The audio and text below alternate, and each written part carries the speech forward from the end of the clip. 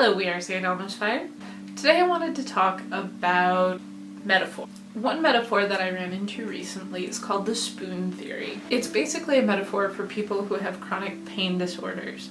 The idea being that every person has a certain number of spoons, and every different activity requires a different number of spoons, and once a person is out of their spoons, then they need to rest until they're replenished and they get their next allotment of spoons. And I like this idea of a tangible metaphor. I think that creativity, if it were turned into a metaphor like the spoons metaphor, would be puppies.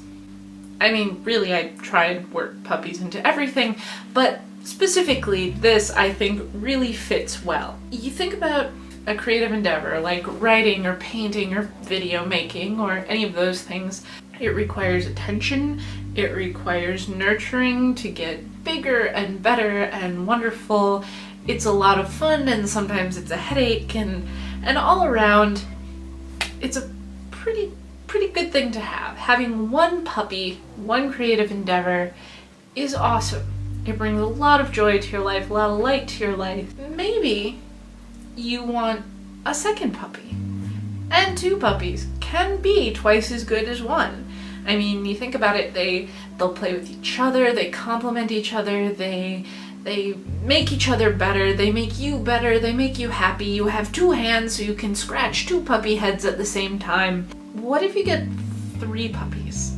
Don't have quite enough hands, but still it's good. But what about if we get into 4, 5, 6 puppies?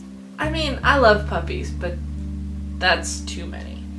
You're gonna start neglecting some. They're not all gonna get the attention they need and deserve. They're not gonna get all of the resources they need because you just can't really focus that much on that many puppies. The same can be said for creative endeavors. That's kind of where I'm at right now. I, for a very long time, wanted to make sure that I wasn't missing out on anything.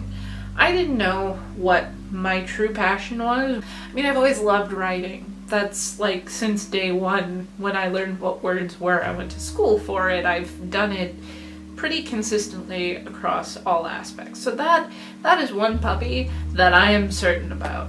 But I've been trying to play with a bunch of different puppies.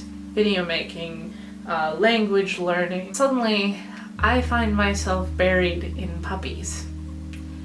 And it's not just even at-home personal puppies, it's work too.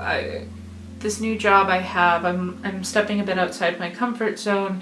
We're a very small, very small company, so I find myself doing a lot of things and learning a lot of new things all the time.